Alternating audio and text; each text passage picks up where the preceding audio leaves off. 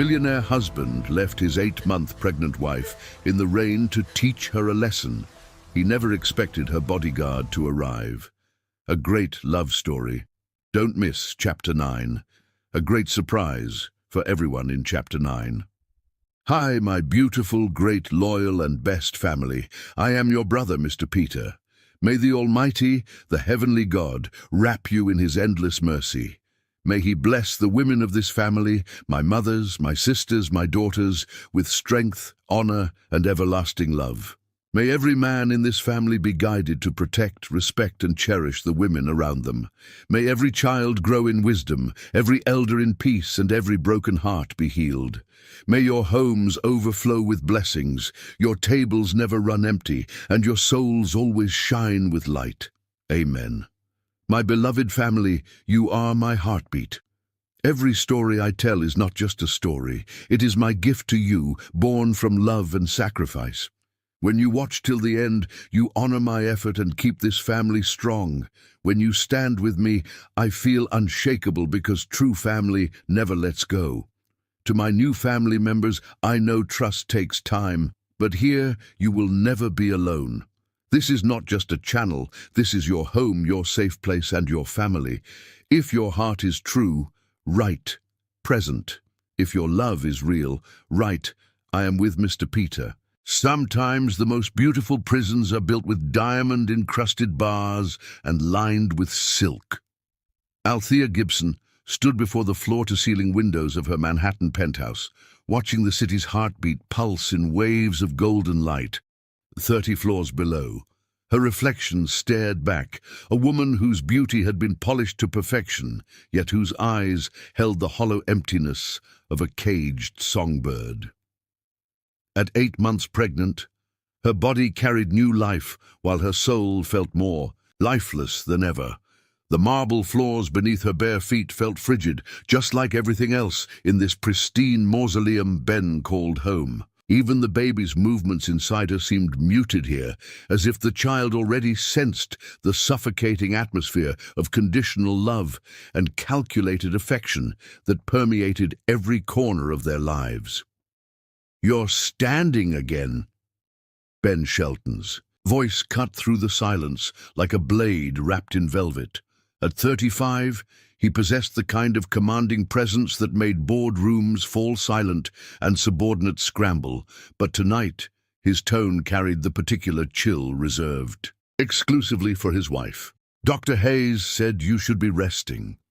Althea didn't turn around. She'd learned to read his moods in the reflection of windows, in the cadence of his footsteps, in the way the very air seemed to tighten when his patience wore thin. "I was watching the sunset," she said softly, her hand instinctively moving to cradle the swell of her belly.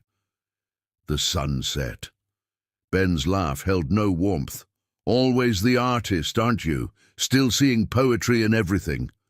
He moved closer, and she caught the scent of expensive cologne mixed with something else, perfume that wasn't hers, again. "Speaking of which, I noticed you've been painting again, that little hobby of yours." The dismissive way he said hobby made her heart clench. Her art had once been her voice, her passion, her purpose. Now it felt like a secret rebellion she practiced in stolen moments when Ben traveled or worked late. "I enjoy it," she replied, her voice carefully neutral. Ben's reflection appeared beside hers in the window, his hand possessively settling on her shoulder. "Well, now that you're carrying my air, perhaps it's time to focus on more important things. The nursery still needs final touches, and Mother wants to review the nanny candidates next week." My heir. Not our child or our baby, but my heir. As if the life growing inside her was already another acquisition in his vast portfolio of possessions. Althea closed her eyes and felt the baby shift, tiny limbs pressing against her ribs as if seeking escape from a world they hadn't even entered yet. "Of course," she murmured, because arguing required energy she no longer possessed, and because The cost of defiance had been made clear in countless small cruelties over the past 3 years of marriage. Ben's grip on her shoulder tightened briefly, not enough to bruise, never enough to leave visible marks, but enough to remind her of the power dynamic that ruled their relationship. "Good girl. Now I have some calls to make. Try to eat something. You look pale." As his footsteps retreated toward his study, Althea finally turned from the window. The penthouse stretched before her like a museum exhibit, everything perfect, everything expensive, everything cold. Modern art that cost more than most people's houses adorned the walls, but none of it spoke to her soul the way a simple sketch of children playing in Harlem once had. She made her way to the small alcove that Ben grudgingly allowed her to use as a studio, though studio was generous for the space that barely accommodated an easel and a modest collection of art supplies. Her latest painting sat half-finished, a storm scene with dark clouds swirling over turbulent waters. She'd been working on it for weeks, adding layers of grey and black that seemed to reflect the tempest brewing in her own heart. As she picked up a brush, footsteps in the hallway made her freeze. But these weren't Ben's confident strides. These were quieter, more careful. A gentle knock on the doorframe made her look up. "Mrs. Shelton?" Tommy Paul stood in the doorway, and for the first time in months, Althea felt the presence of genuine warmth in her sterile world. At 32, he possessed the kind of quiet strength that made people feel safe without feeling intimidated, a rare quality in Ben's circle of aggressive, ambitious men. His brown hair was perpetually neat, his clothes simple but well-fitted, and his hazel eyes held a warmth that seemed almost revolutionary in this frigid penthouse. "I brought you some chamomile tea. My grandmother always said it was good for expectant mothers." Althea blinked in surprise. In the 6 months since Ben had hired Tommy as her personal bodyguard, she'd barely exchanged more than polite pleasantries with the man. He was simply part of the background of her life, opening doors, checking security, maintaining the protective bubble Ben insisted she live within. But now, he stood before her holding a delicate china cup that steamed with the gentle fragrance of chamomile and honey. "That's very thoughtful," she said, accepting the cup with hands that trembled slightly. Their fingers brushed for the briefest moment, and she felt a spark of human warmth that seemed almost shocking after the emotional Arctic she'd been living in. "Thank you, Tommy." "You're welcome, Ma'am." His eyes briefly took in her painting, and she saw something flicker in their depths.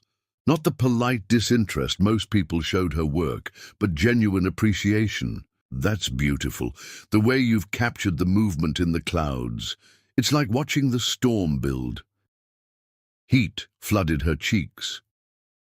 When was the last time someone had really looked at her art, really seen what she was trying to express? "It's just something I've been working on," she said, suddenly self-conscious. "It's not just anything." Tommy's voice was soft but firm. "Art like that comes from somewhere deep. It means something." For a moment, they stood in comfortable silence, united by an understanding that transcended their supposed roles as employer and employee. Althea sipped her tea and felt warmth spread through her chest, not just from the beverage, but from the simple act of being truly seen by another human being.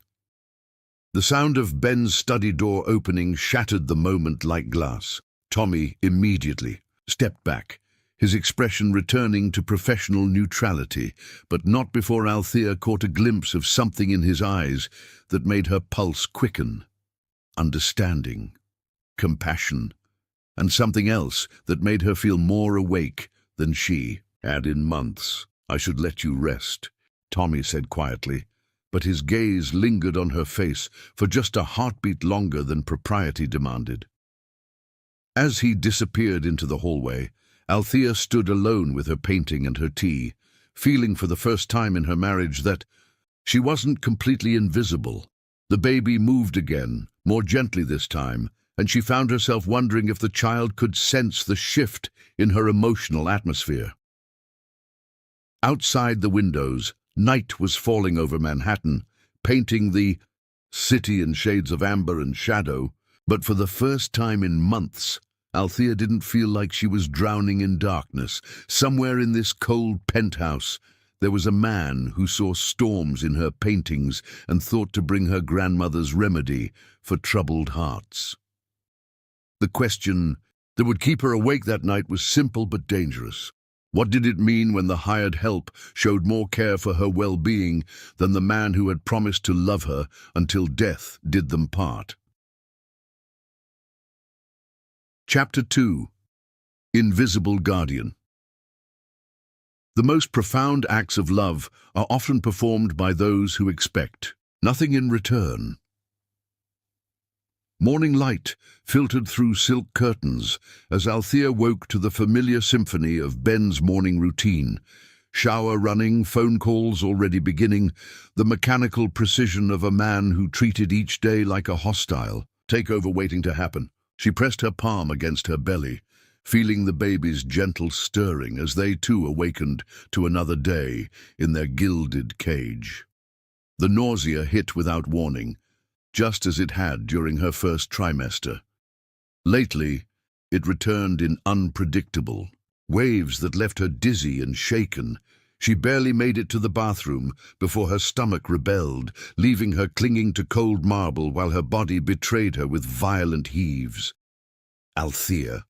Ben's voice carried irritation even through the bathroom door. "We have the Hartwell brunch in an hour. Please tell me you're not having another episode." Another episode. As if her body's struggle to nurture their child was merely an inconvenience to his social calendar. She rinsed her mouth and caught sight of herself in the mirror, pale, exhausted, her usually glowing complexion dulled by stress and sleepless nights. "I'm fine," she called back, the lie bitter on her tongue. "Good. Wear the navy dress, the one that makes you look—" Ben paused, and she could practically hear him calculating the most diplomatic way to say what he really meant. "The one that's most flattering for your condition." 20 minutes later, Althea sat in the back of their Mercedes, trying to keep her composure as Ben reviewed talking points for the business brunch. The navy maternity dress felt like a costume, designed to make her pregnancy appear elegant and contained, rather than the messy, wonderful miracle it actually was. "Remember," Ben was saying, "Harrison Hartwell is considering our bid for the downtown development project. His wife, Margaret, has some very traditional views about family, so let's emphasize the stability of our household. And please try to eat something this time. Your appetite has been concerning lately." Concerning to whom? Althea wondered. Certainly not to the man sitting beside her, whose concern seemed focused entirely on how her pregnancy reflected on his image rather than her actual well-being. The nausea struck again as they pulled up to the Hartwell estate in the Hamptons. This time she couldn't hide it. Her hand flew to her mouth as her stomach lurched violently, and she fumbled for the door handle with panic-stricken desperation.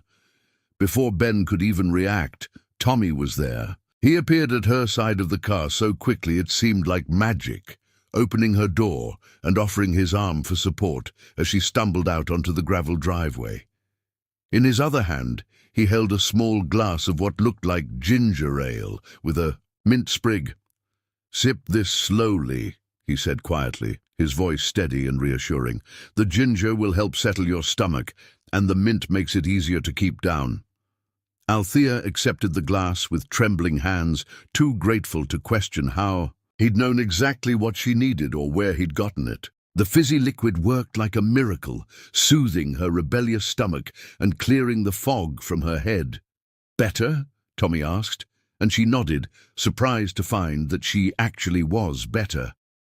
"How did you—" she began, but Ben's sharp voice cut through her question. "Are you quite finished?" Ben had emerged from the car, his expression tight with barely controlled annoyance. The Hartwells are waiting. But as they walked toward the elegant estate, Althea found herself stealing glances at Tommy, who maintained his professional distance, while somehow managing to convey with his presence alone that she was safe, that someone was watching out for her needs, even when her own husband seemed oblivious to them. The brunch was everything she'd come to expect from Ben's business gatherings. Exquisite food, polite conversation, and the constant undercurrent of deals being made and alliances being forged. Margaret Hartwell was indeed traditional, spending most of the meal discussing the importance of strong family values, while her own children were conspicuously absent, raised by nannies and boarding schools. "Althea is such a treasure," Margaret was saying, patting Althea's hand with condescending affection, "so quiet and well-behaved. You've chosen well, Ben. A wife should complement her husband's success, not compete with it." Althea smiled and nodded at the appropriate moments, playing her role as the perfect accessory to Ben's ambition. But when she excused herself to use the restroom, her designer heels proved treacherous on the marble floors. Her balance, already affected by pregnancy, deserted her completely, and she felt herself falling toward the unforgiving stone. Strong arms caught her before impact, steadying her with gentle firmness. Tommy had appeared again, as if he possessed some sixth sense for when she needed help. "Easy," he murmured, his hands supporting her until she found her footing. "These floors are slippery. Would you like me to find you different shoes?" "I'm fine," she started to say, but then noticed that her feet had swollen during the long brunch, making her expensive heels feel like instruments of torture. "Actually, yes, if you don't mind." Within minutes, Tommy had somehow produced a pair of elegant flats in her exact size. As she slipped them on, she looked up at him with curiosity. "How did you know my shoe size?" A slight flush colored his cheeks. "I notice things. It's my job to anticipate what you might need." But Althea sensed there was more to it than professional duty. The way he looked at her, the attentive focus on her comfort, the small kindnesses that went far beyond what Ben required of him. These weren't the actions of a man simply doing his job. On the drive home, Ben was jubilant about securing the Hartwell deal, but Althea found herself thinking about Tommy's quiet competence, his intuitive understanding of her needs. When was the last time Ben had noticed that her shoes were uncomfortable? When had he last brought her something to settle her stomach without being asked? That evening she discovered Tommy in the kitchen, carefully preparing a plate of plain crackers and mild cheese, exactly what her pregnancy-addled digestive system could handle. "You don't have to take care of me," she said softly, though her heart warmed at the gesture. Tommy looked up from his careful arrangement of the simple meal. "Everyone deserves to be taken care of, Mrs. Shelton, especially when they're carrying new life." "Please," she said, settling onto a stool at the kitchen island. "Call me Althea, and tell me about yourself. I realize I know almost nothing about the man who seems to know everything about me." For a moment uncertainty flickered across his features, then he seemed to make a decision. "I have a younger sister," he said quietly, continuing to arrange the crackers with meticulous care. "Willow, she's been sick for a long time, leukemia. This job, it helps me take care of her medical bills." The simple confession hit Althea like a physical blow. Here was a man working for her dismissive husband, enduring Ben's casual contempt, all to save his sister's life. The nobility of it, the quiet sacrifice made her throat tight with emotion. "I'm sorry," she whispered. "That must be terrifying." "It is." Tommy's hands stilled on the plate. "But she's strong, stronger than me most days. She's 18 now, wants to be an art teacher when she gets better." He glanced up at Althea. "She'd love your paintings." "You've told her about my art." "I may have mentioned that the lady I work for creates beautiful things. Tommy's smile was soft, genuine. Willow believes art can heal the world, one painting at a time. Althea felt tears prick her eyes. When had Ben last spoken about her art with such reverence? When had he ever described her as someone who created beautiful things? "I'd like to meet her someday," she said impulsively. "She'd love that." Tommy's expression grew warm, then carefully neutral as footsteps approached. Ben appeared in the kitchen doorway, his gaze taking in the intimate scene with sharp attention. "What's this?" "Tommy was kind enough to prepare something for my stomach," Althea said quickly. "How thoughtful." Ben's tone suggested it was anything but. "Though I think my wife is perfectly capable of feeding herself. Perhaps you could focus on security matters instead of kitchen duties." The dismissal was clear, and Tommy accepted it with characteristic grace. But as he passed Althea on his way out, he paused just long enough to whisper, "The crackers will help. Trust me." Later that night, as Ben worked in his study and the penthouse settled into its usual cold quiet, Althea stood again at her favorite window. But this time, instead of feeling trapped, she found herself thinking about a young woman named Willow who believed art could heal the world, and about the man who sacrificed everything to keep his sister's dreams alive. The baby kicked, gently as if responding to her shift in mood, and Althea pressed her hand to the spot with a smile. For the first time in months, she felt a flicker of hope that maybe, just maybe, love still existed in the world, even if she had to look beyond her marriage to find it. Chapter 3. Breaking Hearts. The cruelest wounds are often inflicted by those who claim to love us most. The morning arrived with all the warmth of a blade sliding between ribs. Althea woke to Ben's phone, buzzing with military precision against the nightstand, and to the sound of his voice already sharp with business efficiency, despite the early hour. She lay still, watching him pace their bedroom in his silk pajamas, his free hand gesturing emphatically as he discussed quarterly projections with someone on the West Coast. "No, Henderson, you're missing the point entirely," Ben snapped. "Into the phone. The merger needs to close before the end of the month, or we lose the tax advantages.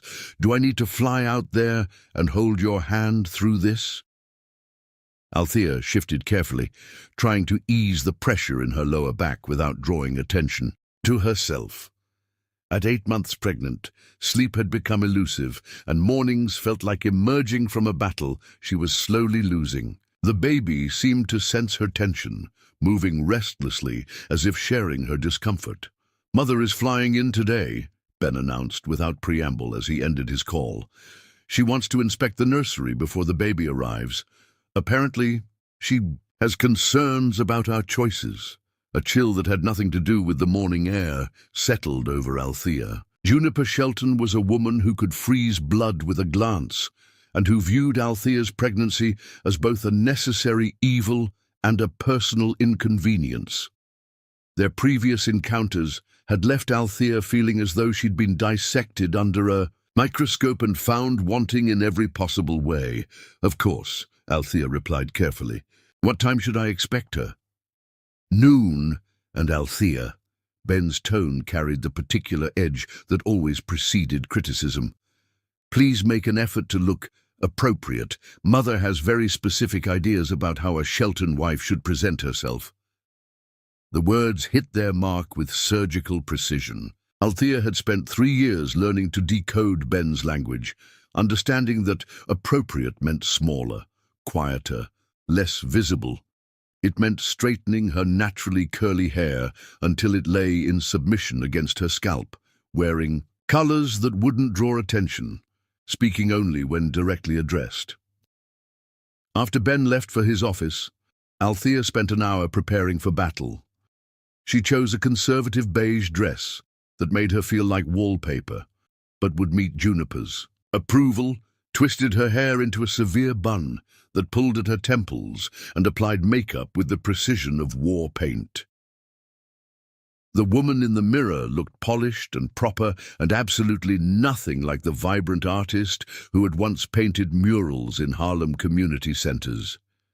The memories of those days rushed back unbidden, the smell of acrylic paint in the morning air, the way children's faces lit up when they saw their neighborhood transformed by color and imagination.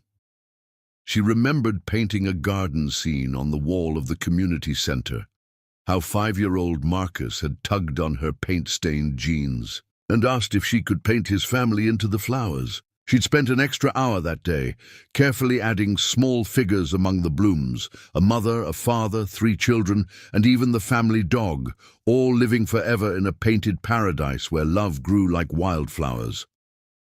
Now she lived in a penthouse, worth more than that entire neighborhood, surrounded by art that cost fortunes but spoke to no one's soul, carrying a child who would never know the simple joy of watching beauty bloom from nothing but imagination and love.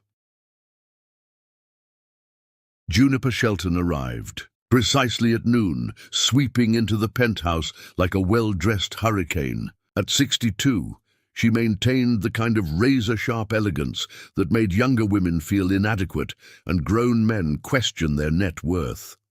Her silver hair was pulled back in a chignon that could have been carved from marble, and her steel grey suit probably cost more than most people earned in a month. "Althea, dear," Juniper's kiss was air, her embrace purely performative. "You look substantial. I suppose that's to be expected in your condition." The word substantial landed like a slap, but Althea kept her expression pleasant. "Thank you for coming, Juniper. I know Ben appreciates your input." "Yes, well, someone needs to ensure this child is raised properly." Juniper's gaze swept over the penthouse with the critical eye of a general surveying a battlefield. "Speaking of which, I'd like to see what you've done with the nursery." Althea led her down the hallway, pride warring with anxiety in her chest. She'd spent weeks transforming the spare bedroom into a warm, welcoming space for their child. Soft yellow walls complemented by hand-painted murals of friendly forest animals, a rocking chair positioned perfectly to catch the morning light, and carefully chosen books and toys that would stimulate a growing mind. The centerpiece was a mural she'd created across one entire wall, a magical forest where rabbits wore tiny scarves, deer had flowers in their antlers, and birds carried love letters between the trees. She'd crafted it in the style of the old storybooks her grandmother had read to her, full of whimsy and wonder and the kind of magic that made children believe anything was possible.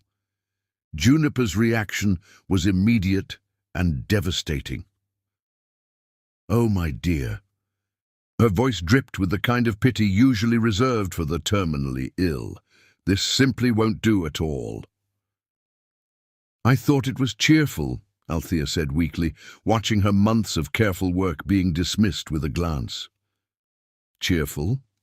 Juniper moved through the room with the measured steps of someone accustomed to reshaping environments to her will. "Althea, this child will be a Shelton. Sheltons are raised with an appreciation for refinement, for understated elegance. We don't encourage excessive imagination in our children. Structure and discipline create successful adults." Each word cut deep, dismissing months of loving work with surgical precision. Althea had created those murals with her own hands, pouring love and hope into every brushstroke. She'd imagined their child falling asleep to friendly rabbit faces and waking up to smiling deer, surrounded by the kind of whimsical joy that had been slowly leached from her own life. "Look at this ridiculous rabbit," Juniper continued, pointing at Althea's favorite figure, a small bunny wearing a red scarf who seemed to wink at anyone who looked closely enough. "What kind of values does this teach a child? That animals are playmates rather than resources? That the world is some kind of fairy tale where everything is soft and safe?" Althea's throat tightened. The rabbit with the red scarf was painted in memory of her grandmother's stories, tales of brave little creatures who helped lost children find their way home. She'd imagined reading those same stories to her baby, pointing to the painted characters and watching her child's imagination bloom. The walls will need to be repainted, Juniper continued, pulling out her phone to make notes. White or cream. Something clean and sophisticated. And these decorations will have to go. I'll have my decorator recommend appropriate artwork. Nothing too stimulating, mind you. Children need calm environments to develop proper temperaments. But what about imagination? Althea found herself asking, the question escaping before she could stop herself. Don't children need beauty and color and stories that help them dream? Juniper's laugh was sharp as winter wind. Dreams are luxuries for people who can afford them, dear. Shelton children learn responsibility first, imagination second, if at all. She turned to study Althea with the same critical eye she'd applied to the nursery. I see where these ideas come from, of course. Your background. But Benjamin's child needs to understand their heritage, their responsibilities. They need to learn that the world is serious business, not some painted playground. The casual dismissal of everything Althea valued, her art, her heritage, her vision for their child's future, hit harder than any of Ben's calculated cruelties. At least when Ben hurt her, it was personal. Juniper's disdain was broader, encompassing. Not just Althea, but everything she represented, everything she'd ever been or hoped to become. Tommy appeared in the doorway, drawn perhaps by some invisible signal of distress. His eyes took in the scene quickly, Juniper cataloguing everything that needed to be corrected, and Althea standing in the ruins of her dreams with tears threatening to spill. Mrs. Shelton. His voice was carefully neutral. I hate to interrupt, but Dr. Hayes called. She'd like to move up your appointment to this afternoon, if possible. It was a lie, a beautiful, merciful lie that offered Althea an escape route.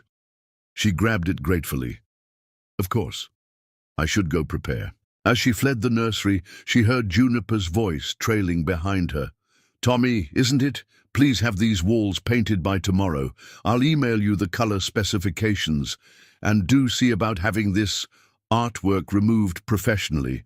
Some of it might be salvageable for a community center or something. The suggestion that her carefully crafted murals might be salvageable for charity was the final insult. Althea made it to her art studio before the tears came. She collapsed into the chair beside her easel, pressing her hands against her belly as sobs shook her body. Everything she'd created for her child, every loving detail, every hopeful brushstroke, dismissed as inadequate, inappropriate, wrong. Mrs. Shelton. Tommy's voice was soft from the doorway. Are you all right? She looked up at him through tear-blurred vision, this man who had lied to rescue her from further humiliation. She hates everything I did for the baby, every single thing. Tommy stepped into the room, closing the door gently behind him. She's wrong. Is she? Althea wiped her cheeks with the back of her hand. Maybe I don't know how to be the kind of mother a Shelton child needs. Maybe I'm just fooling myself thinking I can... Stop. The command in Tommy's voice was gentle but firm. You painted love into that room. Any child would be lucky to grow up surrounded by that kind of care. Ben didn't even defend it, she whispered. When she called it childish and inappropriate, he just agreed, said maybe it was time to think more seriously about the baby's development. Tommy's jaw tightened almost imperceptibly. What do you want for your child? The question caught her off guard. In months of pregnancy, through countless discussions about nursery furniture and nanny candidates and trust funds, no one had ever asked what she actually wanted for her baby. I want them to feel loved, she said simply. I want them to know they're valued for who they are, not what they can become. I want them to see beauty in the world, to believe in magic and possibility and—" She trailed off, realizing how naive she sounded. "That's not naive," Tommy said, as if reading her thoughts. "That's exactly what every child deserves." Something in his voice made her look up sharply. There was pain there, carefully hidden but recognizable to someone who'd learned to mask her own suffering. "Tell me about Willow," she said impulsively. Tommy's expression softened. "She's everything good I'm not. Optimistic when she should be bitter. Kind when the world has been cruel to her. She still believes people are fundamentally good, despite everything she's seen in hospitals and treatment centers. She sounds wonderful." "She is." Tommy moved closer, his voice dropping to barely above a whisper.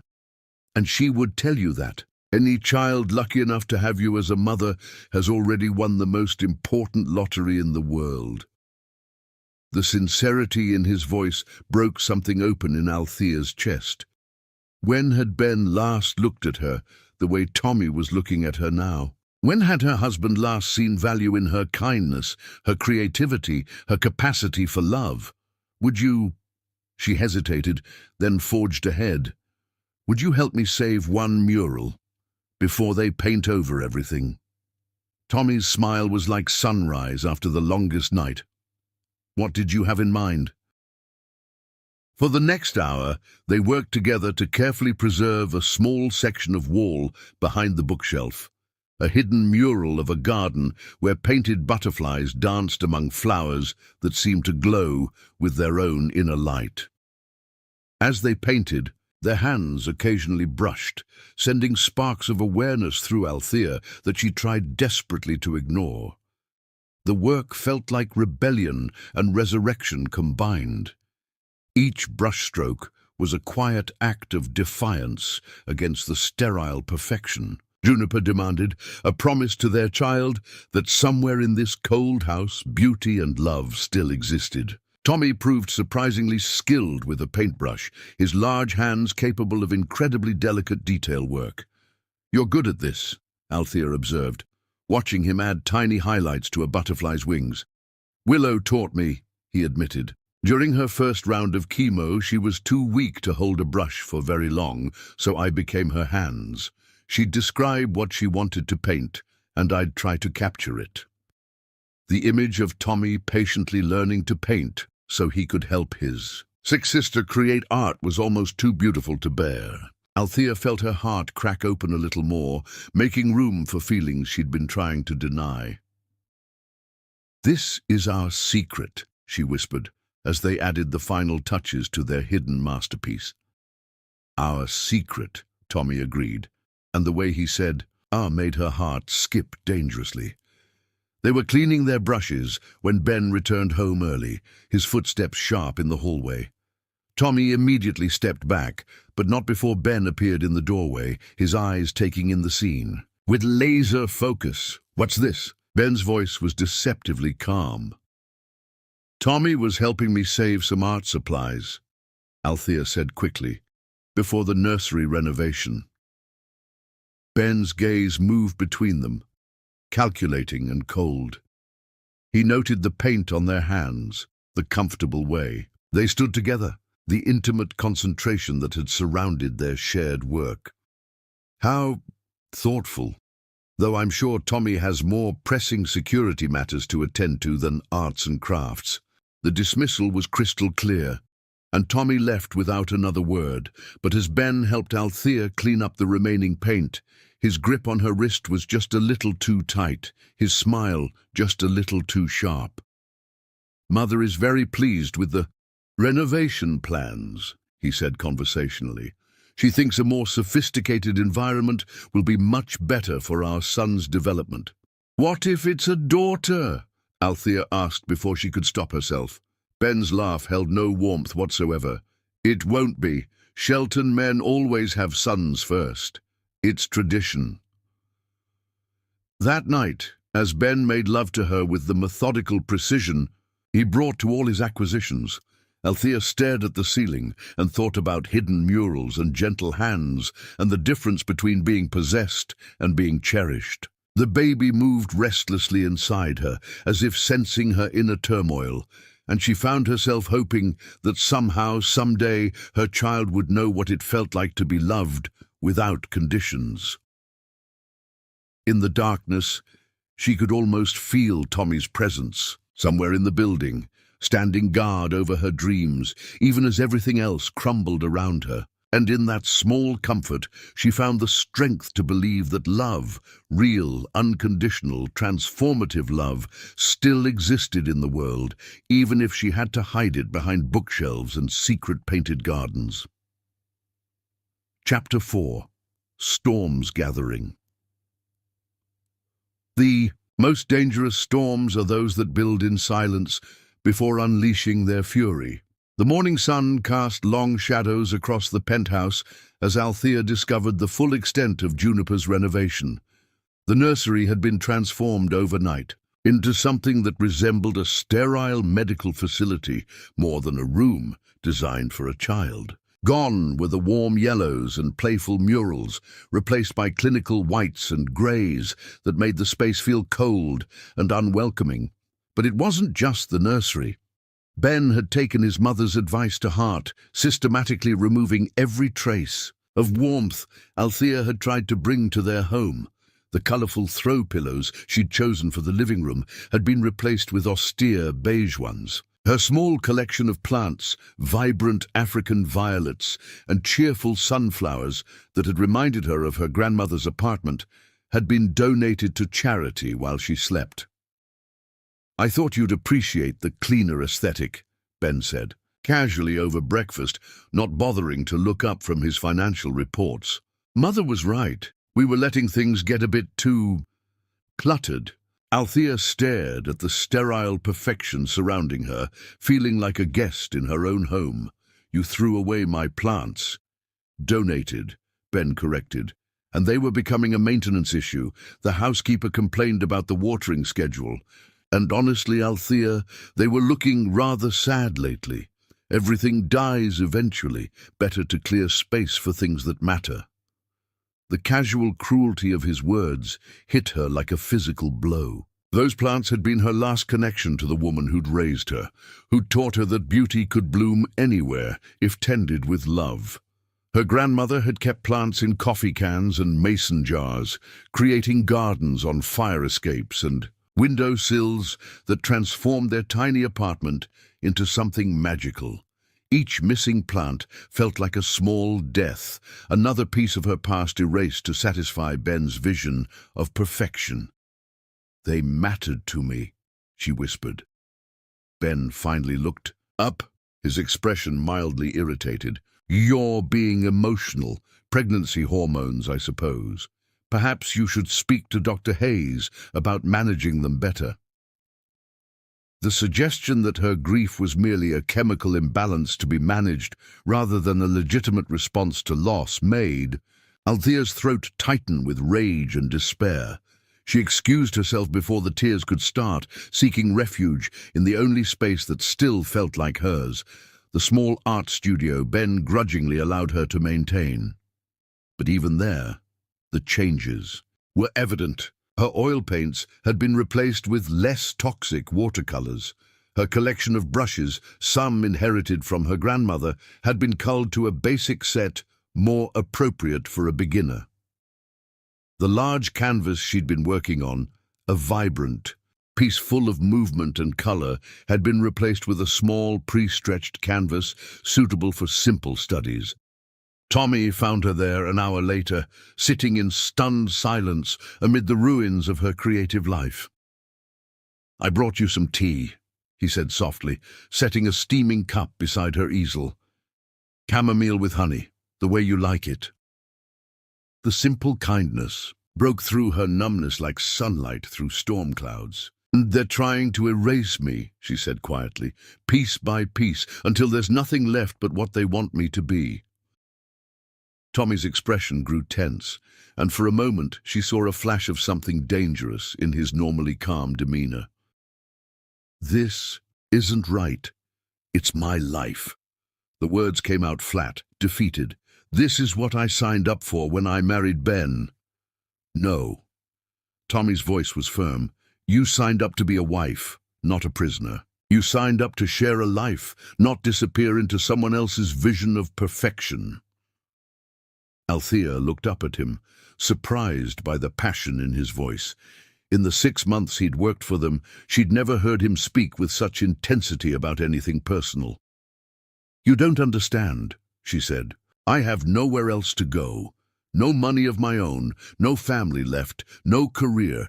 I gave up everything for this marriage. You still have your art. They can change your supplies, but they can't change what's inside you." Tommy moved closer, his voice dropping to almost a whisper. "Don't let them make you smaller, Althea. The world needs what you create." The intimacy in his voice sent heat coursing through her veins. Ben spoke her name like he was checking an item off a list, but when Tommy said it, it sounded like a prayer. "I used to paint murals," she found herself saying, "in community centers and schools in Harlem. Children would stop and watch, and their faces would light up when they saw the characters coming to life on the walls. I felt like I was giving them something beautiful in a world that didn't always show them beauty." "You can do that again," Tommy said. "Maybe not the same way, but there are other ways to bring beauty into the world." "With what?" "Beginners. Watercolors and a canvas the size of a placemat." Tommy was quiet for a moment, then reached into his jacket and pulled out a small wooden box. "My grandmother left this to me," he said, opening it to reveal a set of professional-grade colored pencils, their tips sharp and ready. "She was an artist too. Not famous or anything, but she could make anything beautiful with these." Althea stared at the pencils, recognizing the expensive brand, the careful way they'd been maintained. "Tommy, I can't." "Yes, you can." He placed the box in her hands, his fingers warm against hers. She would have wanted them to be used by someone who understands what art means, someone who knows that creating beauty is a form of resistance against ugliness. The weight of the gift, both physical and emotional, nearly overwhelmed her. "Why are you being so kind to me?" Tommy's eyes met hers, and for a moment she saw something in them that made her breath catch. "Because everyone deserves to be seen for who they really are, not who others want them to be." The moment stretched between them, heavy with unspoken truths and dangerous possibilities. Then footsteps in the hallway broke the spell, and Tommy stepped back just as Ben appeared in the doorway. "There you are," Ben said, his gaze sharp as it moved between them. "I've been looking for you. We have the Pemberton dinner tonight, remember?" Althea quickly closed the box of pencils, her heart hammering. "Of course, I'll go get ready." As she moved to leave, Ben's hand shot out to grasp her wrist. "What's that?" "Art supplies," she said, hoping her voice sounded steadier than she felt. "I thought we discussed this. The doctor said you shouldn't be exposed to art materials in your condition." "They're just colored pencils," Tommy interjected quietly. "Non-toxic, perfectly safe for pregnant women." Ben's eyes narrowed as he focused on Tommy. "And you would know this how?" "My sister is an art student," Tommy replied evenly. "I've learned a lot about art safety over the years." The lie rolled off his tongue so smoothly that Althea almost believed it herself. But she could see the calculation in Ben's eyes, the way he was cataloguing this interaction for future reference. "How interesting," Ben said slowly. "Perhaps you could focus more on security and less on art education. I'd hate for your attention to be divided." The threat was subtle but unmistakable. Tommy inclined his head in acknowledgement, but Althea caught the slight tightening around his eyes that suggested he'd received the message loud and clear. That evening, at the Pemberton dinner, Althea played her role flawlessly. The devoted wife, the glowing mother-to-be, the perfect accessory to Ben's success. She smiled at the right moments, laughed at the appropriate jokes, and deflected personal questions with practiced ease. But all night, her fingers itched to hold those colored pencils, to create something beautiful, in defiance of the sterile perfection that was slowly suffocating her soul. When they returned home, Ben dismissed Tommy with unusual curtness, sending him away earlier than normal. As they prepared for bed, Ben's hands were possessive as he undressed her, his touch claiming rather than caressing. "You've been different lately," he murmured against her neck as he pulled her into bed. "Distant. I don't like it." "I'm just tired," Althea replied, trying to keep her voice neutral. "The pregnancy is getting more difficult." Ben's hand settled on her swollen belly, but his touch felt cold rather than loving. "Well, soon enough we'll have our son and things can go back to normal. You'll have less time for distractions." As Ben fell asleep beside her, Althea lay awake thinking about Tommy's grandmother's pencils hidden in her art supplies, about the difference between being touched and being treasured, about the way some storms built slowly before they changed everything in their path. Outside their window, she could see the lights of the city stretching endlessly in all directions, each one representing a life, a dream, a possibility. Somewhere out there, Tommy was probably checking on his sister, or reading, or simply existing in a world where kindness didn't have to be hidden and art wasn't seen as a threat to order. The baby moved restlessly inside her, and she placed her hand over the spot, whispering silent promises about love and beauty and the courage to fight for both, even when the whole world seemed determined to take them away. Chapter 5. The Night of Storms. Sometimes the most violent storms are the ones that finally clear the air. The evening began with deceptive calm. Ben returned from a particularly successful business deal worth millions, his mood seemingly jovial. He brought Althea expensive jewelry, a diamond necklace that cost more than most people's homes, but presented it with the casual indifference of someone buying groceries. "For carrying my son," he said, assuming the baby's gender with typical arrogance. The weight of the diamonds felt cold against her throat as he fastened the clasp, his fingers impersonal as a jeweler appraising merchandise.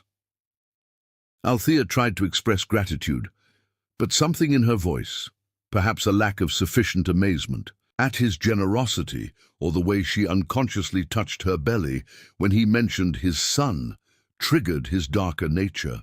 She'd learned to recognize the signs, the slight tightening around his eyes, the way his smile became more precise, the subtle shift in his posture that preceded his most calculated cruelties. The argument escalated over dinner when Althea mentioned feeling dizzy during the day and wanting to see her doctor sooner than scheduled. The admission slipped out before she could stop it, born from genuine concern for her baby's well-being. Ben's fork paused halfway to his mouth, and she watched the calculation begin behind his cold eyes. Ben interpreted this as criticism of his care, questioning why she needed so much medical attention when women throughout history gave birth without all this fuss. Brie, his voice took on the patronizing tone he used when explaining basic business concepts to people he considered intellectually inferior. When Althea gently suggested that prenatal care was important for both her and the baby's health, Ben's facade of civility crumbled like expensive wallpaper, peeling away to reveal the rot beneath. "You think you know better than me?" he snarled, his voice turning ice cold. "Everything you have, everything you are, exists because I allow it. That designer maternity dress, this penthouse, the food you eat, all mine.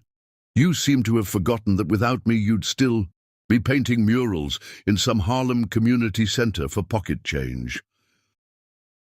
Althea's pregnancy hormones and months of suppressed frustration finally overwhelmed her usual careful diplomacy. At least in Harlem, people treated me like a human being instead of a prized possession, she responded, her voice shaking but defiant. The words hung in the air like a thrown gauntlet. Ben's reaction was swift and calculated. He grabbed her arm, not hard enough to leave visible marks, but firmly enough to remind her of his physical power. "You want to be treated like you were in Harlem," he hissed. "Fine. Let me remind you what life was like before I rescued you from that world." Outside, a fierce thunderstorm raged across Manhattan, turning the city into a landscape of rain and lightning. Ben drags a heavily pregnant Althea toward the door, his grip iron-strong on her wrist.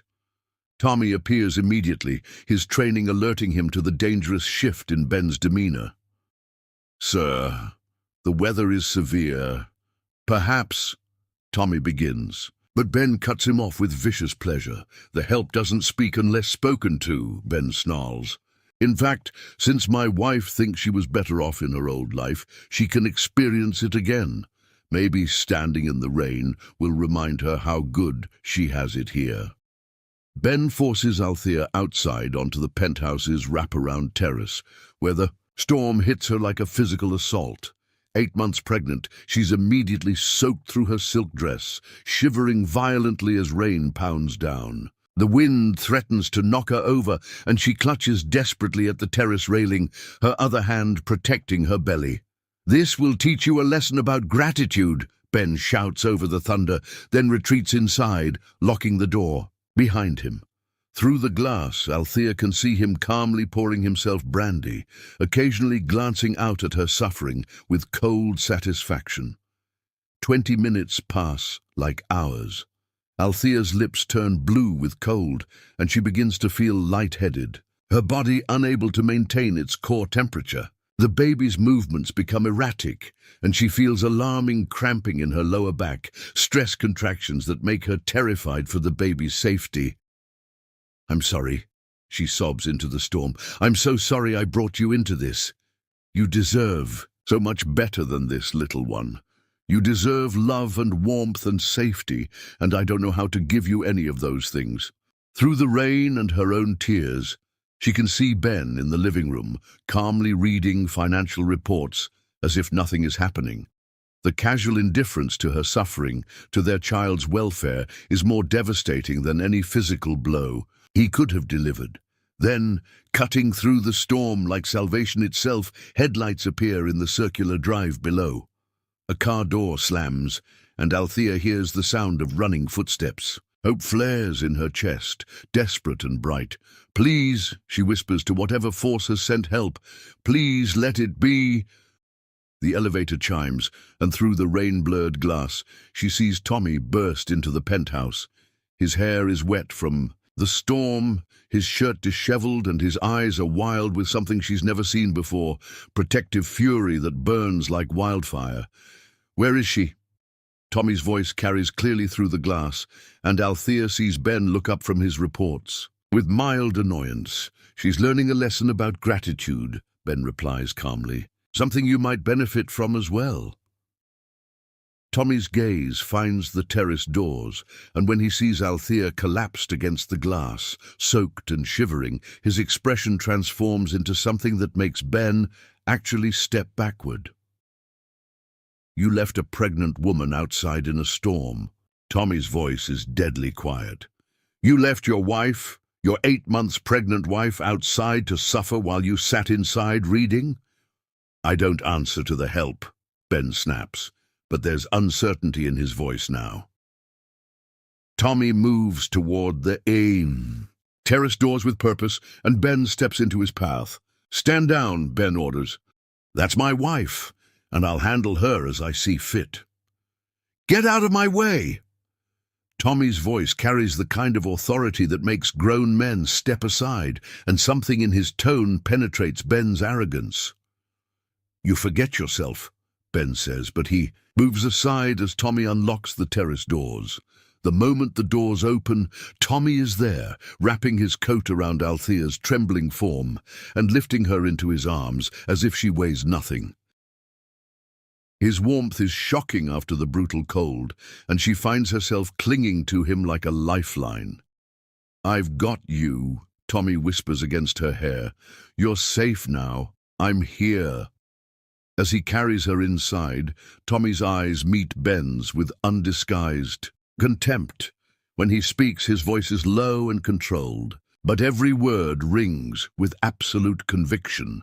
A real man protects the woman carrying his child. He doesn't use her vulnerability as a weapon to prove his power. He doesn't stand by while she suffers, and he sure as hell doesn't create her suffering for his own entertainment. Ben's face flushes with rage. "How dare you—" "I dare because someone needs to," Tommy interrupts, his arms tightening protectively around Althea. "Someone needs to remind you that being wealthy doesn't make you a man, and having power doesn't give you the right to abuse it." The two men stare at each other across the pristine living room, and Althea realizes that something fundamental has shifted. Tommy is no longer just the hired help. In this moment, he's her protector, her champion, the man who has risked everything to keep her safe. "You're fired," Ben says coldly. "Good," Tommy replies without hesitation. "I quit." As Tommy carries her toward the guest bedroom, Althea looks back to see Ben standing alone in his perfect living room, surrounded by his expensive possessions and his cold control, while outside the storm rages on, washing the city clean for whatever is to come. Chapter 6. Healing Touch. Sometimes healing requires more than medicine. It requires the touch of someone who truly cares. Steam rose from the bathroom like incense in a temple as Tommy carefully adjusted the water temperature, testing it with his wrist, the way his grandmother had taught him when he was barely old enough to bathe himself. The memory of her patient instruction felt like a blessing now. One more way, the woman who'd raised him continued to guide his hands toward gentleness in a world that often demanded hardness. Althea sat on the edge of the tub, wrapped in his coat and still shivering. Despite being inside, her lips blue and her skin pale as moonlight. The contrast was stark. Her dark skin drained of its usual warm glow, her normally bright eyes dulled with shock and cold. Even her hair, usually so full of life and curl, hung limp and soaked against her skull like seaweed washed up by a cruel tide. "Not too hot," Tommy murmured, more to himself than to her, his voice thick with an emotion he was struggling to contain. "Your body needs to warm gradually, or it could shock your system." His military medical training had kicked in the moment he'd seen her collapsed on the terrace, but beneath the clinical knowledge ran a current of rage so pure and protective, it threatened to overwhelm his careful control. Ben had left her there, had actually walked away from his pregnant wife while she suffered in a dangerous storm, as if her pain was merely an inconvenience to be ignored while he attended to more important matters. The image of Ben calmly sipping brandy, while Althea, nearly collapsed from hypothermia, would be burned into Tommy's memory forever, a stark reminder of the difference between a man who possessed and a man who cherished. "I can't stop shaking," Althea whispered, her teeth chattering so violently she could barely form the words. "That's your body trying to generate heat," Tommy explained gently, helping her stand on unsteady legs. "It's actually a good sign. It means your core temperature hasn't dropped too dangerously low." He paused, his hands respectfully steady on her arms.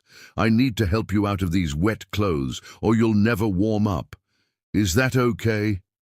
The question was asked with such careful respect that Althea felt tears sting her eyes. When had Ben last asked her permission for anything involving her own body?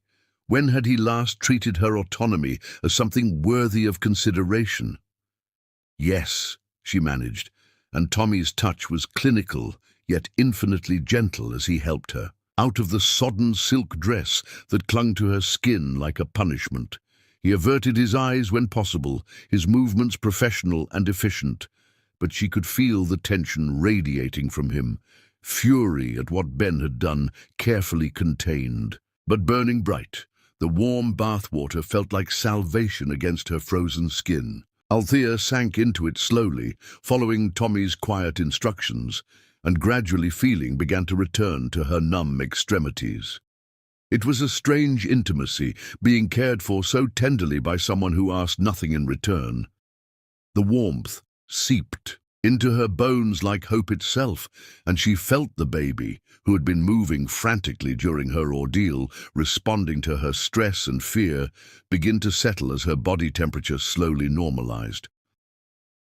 Tommy sat on the floor beside the tub, fully clothed and watchful, his back straight with military posture, but his eyes soft with concern. He monitored her breathing, the return of color to her cheeks, the way her shivering gradually subsided.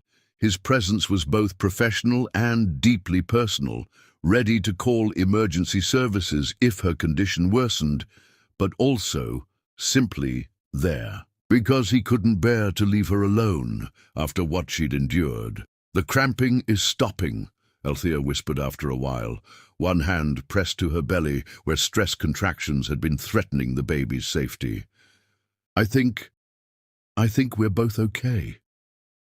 "Thank God," Tommy breathed, his shoulders sagging with relief she hadn't realized he was carrying.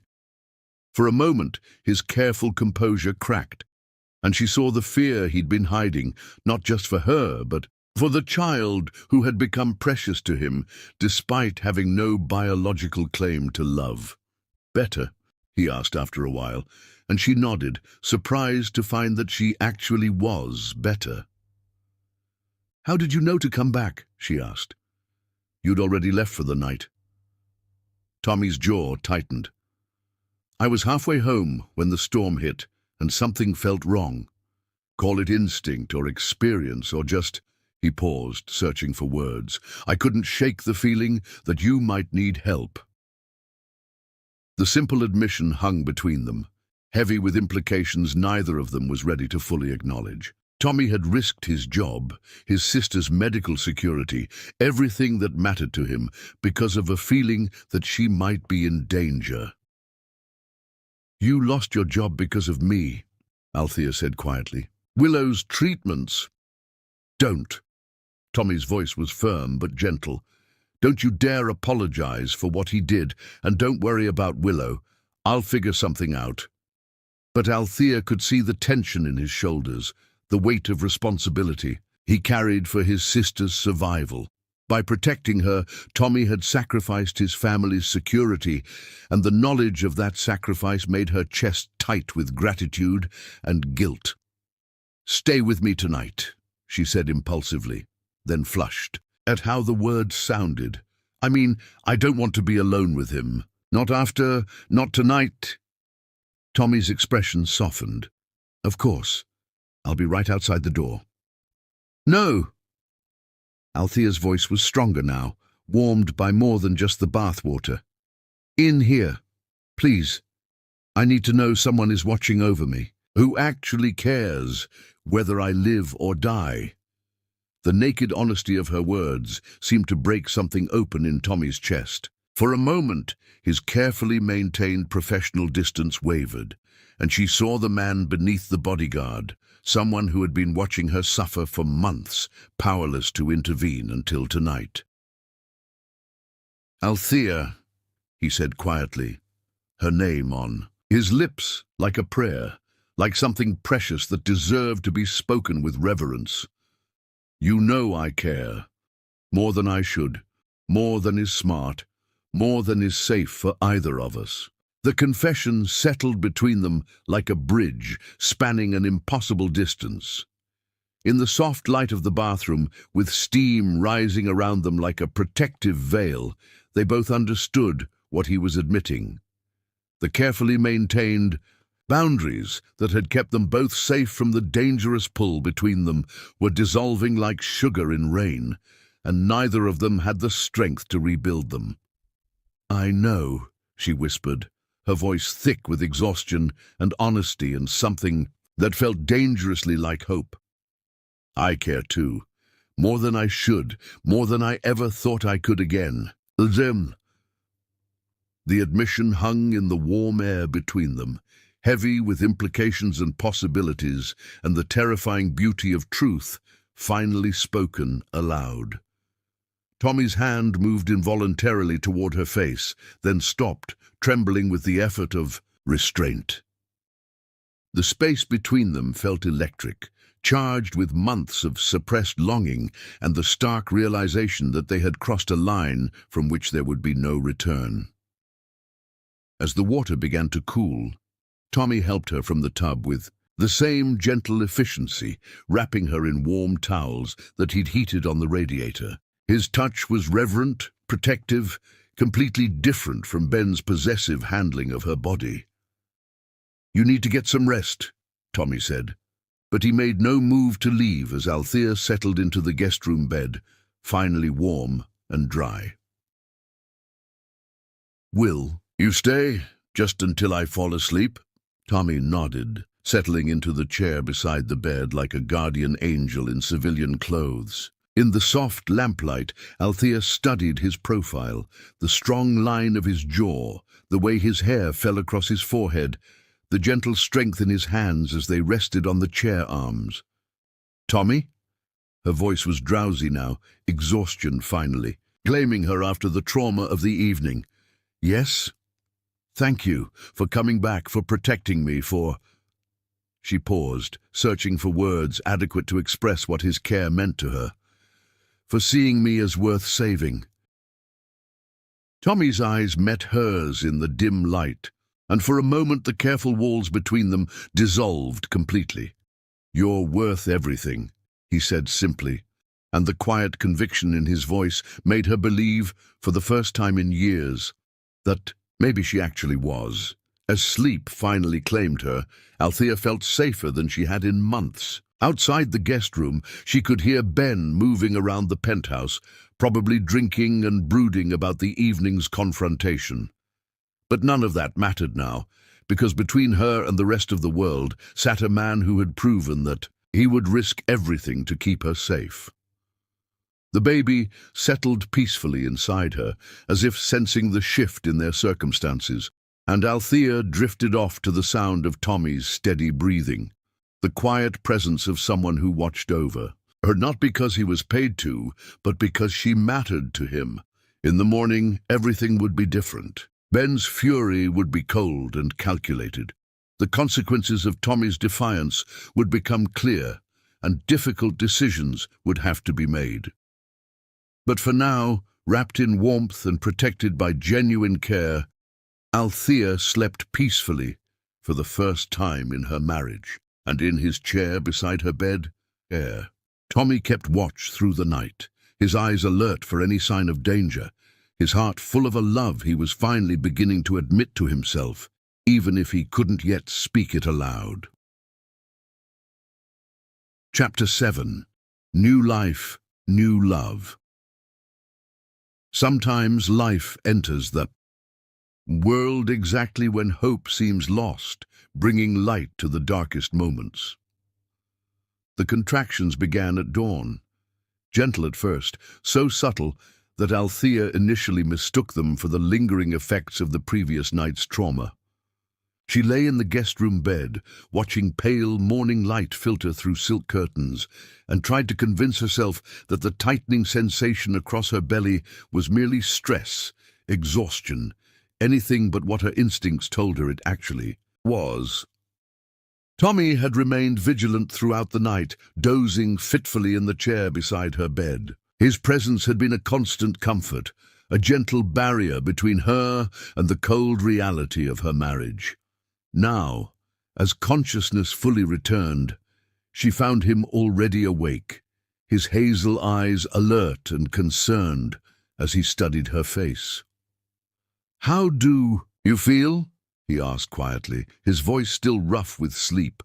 "Different," Althea admitted, then gasped as another contraction gripped her, stronger this time, impossible to ignore. "Tommy, I think—" "The baby," he finished, instantly alert. "How far apart are they?" As if summoned by their conversation, another wave of tightening pain rolled across her abdomen, and Althea gripped the bedsheets with white-knuckled intensity. "I don't know. Maybe 10 minutes. Tommy, it's too early. I'm only 8 months. Stress can trigger early labor, Tommy said, his voice steady despite the worry in his eyes. And last night was about as stressful as it gets. He was already reaching for his phone. "I'm calling Dr. Hayes." But before he could dial, Ben's voice cut through the morning quiet like a blade. "What's all this noise?" Ben stood in the doorway, impeccably dressed despite the early hour, his expression coldly irritated. He'd clearly spent the night in his study, probably drinking and plotting revenge for Tommy's insubordination. "Some of us have important meetings this morning." "Althea's in labor," Tommy said without looking up from his phone. Ben's expression shifted from irritation to calculation.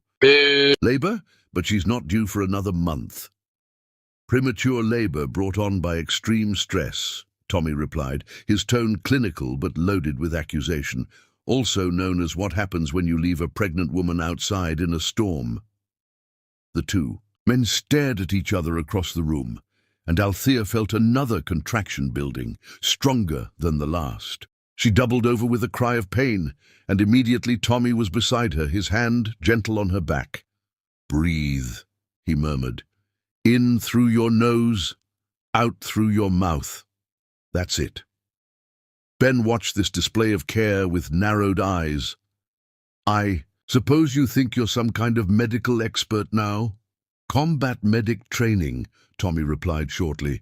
"I've delivered babies in worse conditions than this."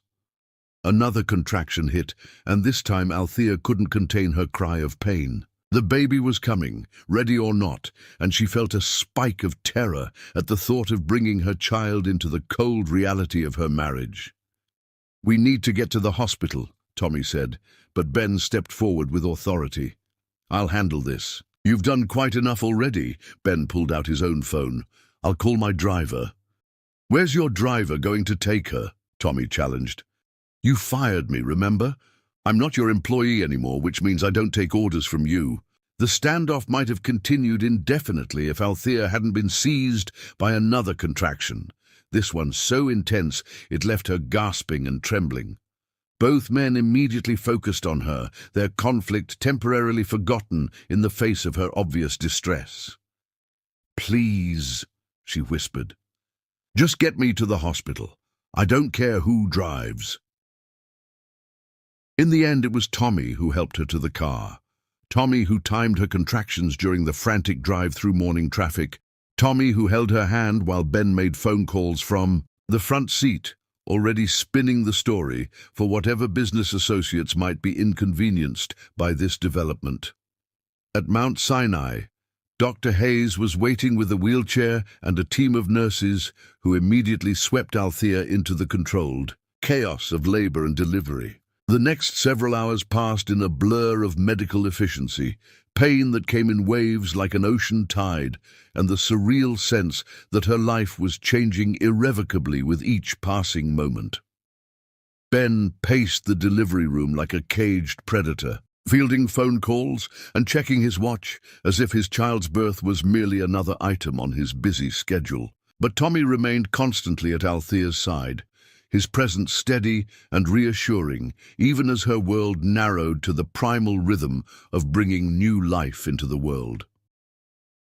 The labor was complicated by the baby's premature status. Dr. Hayes monitored everything closely, her experienced hands guiding Althea through each contraction, while a neonatal team stood ready in case the baby needed immediate intervention. The uncertainty was terrifying. At 32 weeks, the baby's lungs might not be fully developed, requiring weeks in the NICU. Each contraction brought a mixture of anticipation and fear, the knowledge that they were racing against time to bring this child safely into the world. Between contractions, Althea could hear the stark contrast in the room's atmosphere. Ben paced near the window, his phone constantly buzzing with what he deemed more pressing matters than his child's birth. "Yes," I understand the Tokyo markets are opening, he said in a hushed but irritated tone. But surely Henderson can handle the preliminary negotiations without me micromanaging every detail. Meanwhile, Tommy remained a constant calming presence at her bedside. During the worst contractions, when pain threatened to overwhelm her completely, he would lean close and whisper encouragement. "You're bringing life into the world," he murmured during one particularly intense moment. "There's nothing more powerful than what you're doing right now." His words anchored her when the pain made her feel like she was drowning, reminding her that this agony had purpose, that every surge of pain brought their child closer to safety. "You're doing beautifully," Tommy murmured during a brief respite between contractions. "So strong, so brave." "I'm scared," Althea confessed, gripping his hand with desperate intensity. "What if something's wrong? What if the baby isn't okay because of last night?" "Hey," Tommy's voice was infinitely gentle. "Look at me. The monitors all look good. Dr. Hayes says everything is progressing normally for a premature birth. This baby is going to be fine." Ben chose that moment to snap his phone shut with visible frustration. "The Pemberton deal is falling apart because I can't be in the office today. This is incredibly inconvenient timing." The casual selfishness of the comment hit Althea like a physical blow. Their child was fighting to enter the world, and Ben's primary concern was a business deal. "Maybe you should go," she said quietly. "Handle your deal. Tommy can stay with me." Ben's eyes flashed with something dangerous. "Tommy doesn't belong here. He's not family." "Neither are you, apparently," Althea shot back, another contraction stealing her breath and her diplomacy. "When did you last ask how I'm feeling? When did you last care about anything other than how this affects your schedule?" The accusation hung in the sterile air like a challenge, and for a moment Ben looked genuinely shocked. But before he could respond, Dr. Hayes bustled back into the room with the controlled urgency that meant business was about to get serious. "Okay, Althea, we're getting close. I can see the baby's head. Are you ready to meet your child?" The next 20 minutes were the most intense of Althea's life. Pain and effort and fear all blended together into a primal experience that stripped away every pretense, every social nicety, every carefully maintained facade. There was only the work of bringing her child safely into the world, and Tommy's steady presence anchoring her to strength she didn't know she possessed. "Push, Althea. That's it. Perfect. One more big push." And then, suddenly, the pain crested and broke like a wave, and the most beautiful sound in the world filled the delivery room. A baby's first indignant cry, healthy and strong and absolutely furious about being evicted from the warm darkness of the womb. The sound pierced through every other noise in the room, cutting through Ben's phone conversation and the medical equipment's beeping to announce that a new soul had entered the world. "It's a girl," Dr. Hayes announced, lifting a tiny, precious person into the bright lights of the delivery room. A beautiful, healthy daughter.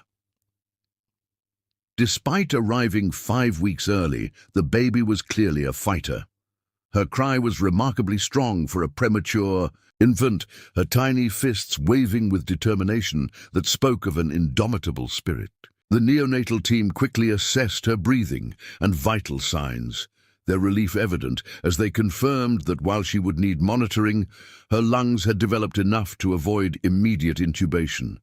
She was small, barely 5 pounds, but flawless in every way that mattered.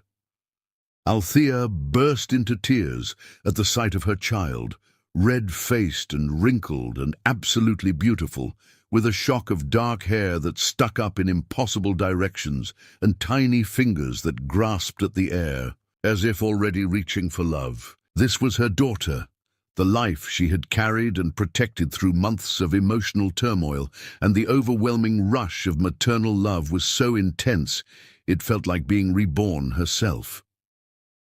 A daughter, she whispered, love flooding her heart. So completely it felt like drowning in joy. Ben's face was a study in disappointment. A girl, but the ultrasounds suggested. The ultrasounds were unclear. Dr. Hayes said diplomatically, congratulations, you have a beautiful daughter. But Althea barely heard the exchange. Her entire world had narrowed to the tiny person being placed on her chest for brief skin-to-skin contact before the neonatal team would need to take her for monitoring. This was her daughter, her child, the life she'd protected and nurtured for 8 months despite everything. "Hello, beautiful," she whispered, and the baby's cries immediately quieted, as if recognizing her mother's voice.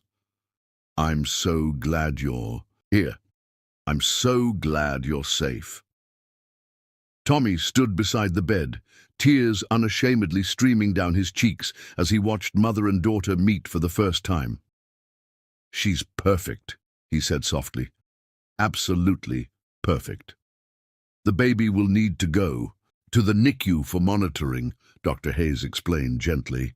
"Premature babies need extra support for their breathing and feeding, but she's responding very well. You should be able to hold her again in a few hours." The separation was heartbreaking but necessary. Althea watched as the neonatal team carefully transferred her daughter to a specialized incubator, her tiny body dwarfed by medical equipment, but her spirit clearly fierce and determined. "Would you like to walk with her to the NICU?" a nurse asked Tommy, mistaking him for the father given his obvious emotional investment. "Aye." Tommy looked to Althea, who nodded through her tears. "Go with her," Althea whispered. "Don't let her be alone." As Tommy followed their daughter down the hallway, his large frame protective even in the sterile hospital environment, Althea felt something fundamental shift in her understanding of family. Ben stood awkwardly to one side, clearly unsure how to process having a daughter instead of the son he'd assumed was his due. "Serenity," Althea said suddenly. "What?" Ben looked confused. "Her name is Serenity. She brought peace into chaos. She survived when everything around her was falling apart. She deserves a name that reflects the calm she's brought to my world." Ben's expression soured. "Serenity. That's hardly a traditional Shelton name. What about Margaret after my grandmother, or Juniper after my mother?" "Serenity," Althea repeated, her voice stronger now despite her exhaustion. "Serenity Gibson Shelton."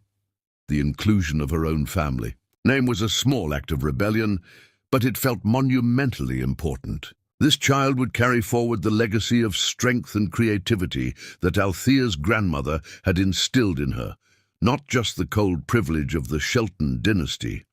When Tommy returned from the NICU, his eyes were bright with wonder. "She's incredible," he reported, already trying to pull out her monitors. "The nurses say she's one of the most alert premature babies they've seen. Like her mother," he added softly, and the way he said it made Althea's heart skip dangerously. Over the next several days, as Serenity fought to grow stronger in the NICU, a new rhythm developed. Ben visited briefly each day, staying long, enough to fulfill his paternal obligations before returning to work. But Tommy was a constant presence, learning to help with feeding tubes and monitor readings, spending hours talking to Serenity through the incubator walls.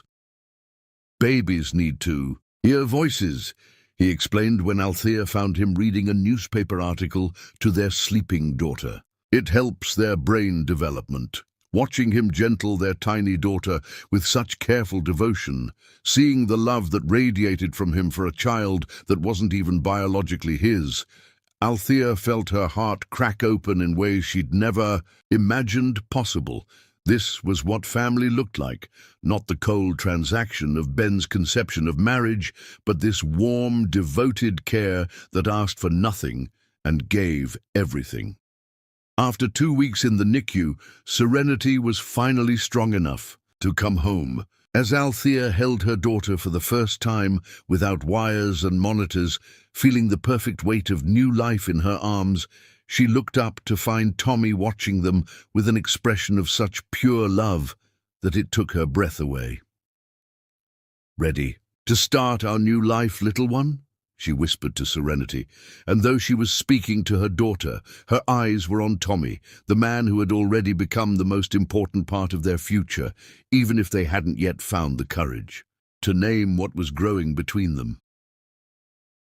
Outside the hospital window, winter was giving way to spring, and everything in the world felt possible. Chapter 8. Found Family. The most beautiful families are often the ones that form in the spaces between heartbreak and hope. At 6 weeks old, motherhood had taught Althea that love could multiply, infinitely without ever diminishing. Every morning she woke to Serenity's soft breathing against her chest, feeling more complete than she had in years, despite the bone-deep exhaustion that came with caring for a former NICU baby. Serenity had thrived beyond all expectations after coming home, her tiny lungs growing stronger daily, her alert dark eyes already tracking movement and light with curious intelligence. Ben had returned to his normal routine within days of Serenity's homecoming, treating his daughter's presence like a minor inconvenience that had disrupted his schedule rather than a life-changing miracle. He'd hired a night nurse, Mrs. Patterson, ostensibly to help Althea recover, but actually to minimize the impact of infant care on his own sleep. The older woman was efficient and kind, but Althea found herself reluctant to hand over too much responsibility for her daughter's care. Tommy, meanwhile, had become an unexpected constant in their lives. Despite Ben's furious dismissal, he returned each morning with quiet determination, claiming he needed to collect his personal belongings from the security office. The process seemed to require several hours daily and always coincided with Serenity's busiest periods when Althea most needed an extra pair of competent hands. "She's growing so fast," Tommy murmured on a particularly peaceful afternoon, watching Serenity sleep in the portable bassinet Althea had moved to the sunroom. "Look at those eyelashes. She's going to be heartbreaker." Althea smiled, adjusting the soft pink blanket that had been a gift from Tommy's sister Willow, hand-knitted during her recent hospital stay, and sent with a note about welcoming baby Serenity into the family of people who believe in beautiful things. "Gee. She likes you," Althea observed, noting how peacefully Serenity slept when Tommy was nearby. "She settles faster when you're here." "Babies are smart," Tommy replied. "They know who they can trust." The simple observation carried layers of meaning that neither of them was quite ready to fully explore. But Althea felt the truth of it in her bones. Serenity did seem calmer in Tommy's presence, as if sensing the same protective strength that had made Althea feel safe during the worst moments of her marriage. Ben chose that moment to stride into the sunroom, his phone pressed to his ear and his expression tight with business frustration. "No, Henderson, you're still missing the point. The merger documents need to be finalized before the end of the quarter, or we lose the tax advantages." He paused, noticing Tommy's presence with obvious irritation. "I thought I made it clear that your services were no longer required." "I'm collecting my things," Tommy replied evenly, but Althea noticed he didn't move away from Serenity's bassinet. "It's taking you a remarkably long time to pack a few personal items," Ben observed coldly. "I want him here," Althea interjected, surprising herself with the firmness in her voice. "Serenity is more settled when Tommy's around, and I need all the help I can get right now." Ben's eyes narrowed as he studied the domestic scene, his wife and former employee bonding over his daughter's care, creating an intimacy that excluded him entirely. "I've hired Mrs. Patterson for help," Ben reminded her. "Professional help. We don't need charity from the unemployed. The casual cruelty of the remark made Althea's temper flare. Tommy isn't charity. He's... She paused, searching for words that wouldn't provoke Ben's jealousy while still honoring the truth of what Tommy meant to her. He's been incredibly helpful, and Serenity responds well to him. Serenity is 6 weeks old, Ben replied with the tone he used to explain basic concepts to incompetent employees. She responds to anyone who feeds her or changes her diaper. She's not forming meaningful relationships yet. But even as he spoke, Serenity stirred in her bassinet, making the soft mewling sounds that preceded full-scale crying. Tommy immediately moved closer, his voice dropping to the gentle murmur that somehow always worked magic. "Hey there, beautiful girl. What's wrong? Are you just checking to make sure everyone's still here?" Miraculously, Serenity settled back into peaceful sleep at the sound of his voice, her tiny fist uncurling as if releasing whatever had troubled her dreams. Ben watched this interaction with the expression Althea couldn't quite read. "She's probably hungry," he said finally. "Babies cry when they're hungry." "She was fed an hour ago," Althea replied quietly. "She just likes to know Tommy's nearby." The admission hung in the sunroom's warm air like a challenge, and Althea realized she'd crossed some invisible line in acknowledging Tommy's importance in their lives. But she couldn't bring herself to regret it, not when she'd watched him spend the past 6 weeks providing the kind of gentle, consistent care that Ben seemed incapable of offering. "Well," Ben said after a long moment, his voice carefully controlled, "I suppose if it helps you recover faster, I can tolerate his presence for a little while longer. But this arrangement is temporary, Althea. Once you're back on your feet, we'll need to establish more appropriate boundaries." The threat was subtle but unmistakable, and Althea felt a chill that had nothing to do with the weather. Ben was already planning to remove Tommy from their lives, to eliminate the one person who had shown genuine care for her and Serenity. That evening, after Ben had left for a business dinner and Mrs. Patterson had retired to her room, Althea found herself alone, with Tommy and Serenity in the quiet luxury of the penthouse. The baby was having one of her fussy periods, refusing to settle despite being fed, changed, and burped. Althea walked the living room in careful circles, bouncing gently and singing soft lullabies that seemed to have no effect. "Here," Tommy said quietly, extending his arms. "Let me try." Althea hesitated for only a moment before transferring Serenity to Tommy's capable hands. The change was immediate and almost magical. The baby's crying ceased, her tiny body relaxing into the security of his embrace. "How do you do that?"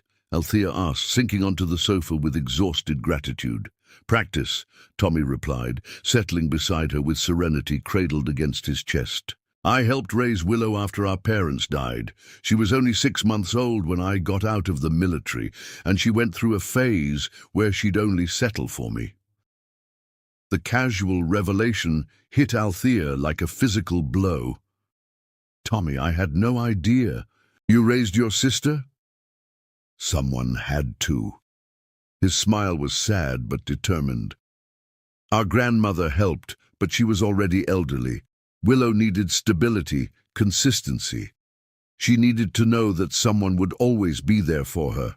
Althea watched him gentle her daughter into peaceful sleep, this man who had sacrificed his youth to raise an orphaned baby, who now worked dangerous jobs to pay for his sister's medical care, who had risked everything to protect a woman and child who weren't even his family. "You're incredible," she whispered, the words escaping before she could stop them. Tommy's eyes met hers over Serenity's sleeping form, and for a moment, the careful boundaries they'd maintained dissolved completely. "So are you," he replied softly. "The way you love her, the way you protect her even when you're exhausted. Serenity is lucky to have you as her mother." "She's lucky to have you, too," Althea said, her voice thick with emotion she couldn't fully contain. "I don't know what I would have done these past weeks without your help." "You would have figured it out," Tommy assured her. "But I'm glad I could be here. I'm glad I could help." They sat in comfortable silence as Serenity slept contentedly between them, creating a tableau of domestic contentment that felt more real than any of the expensive trappings surrounding them. This was what family felt like, Althea realized. Not the cold perfection Ben demanded, but this warm, supportive presence that asked for nothing and gave everything. "Tommy?" Her voice was barely above a whisper. "Yes, when Ben fires you permanently, and we both know he will, what will you do? About Willow's treatments, I mean." Tommy's expression grew carefully neutral. "I'll figure something out. I always do."